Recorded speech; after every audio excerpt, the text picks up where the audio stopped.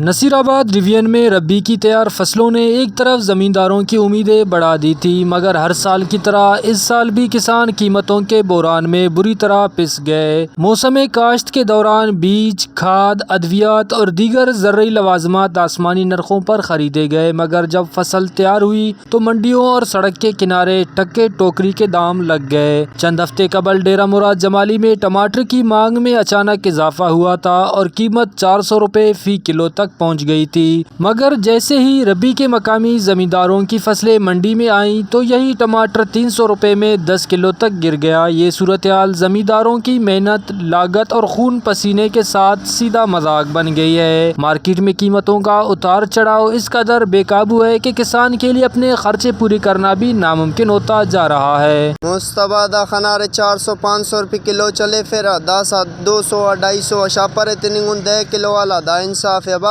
پاکستان نا نقصان ہے، بس صاف نقصان ہے دا 200-250 انت کشو۔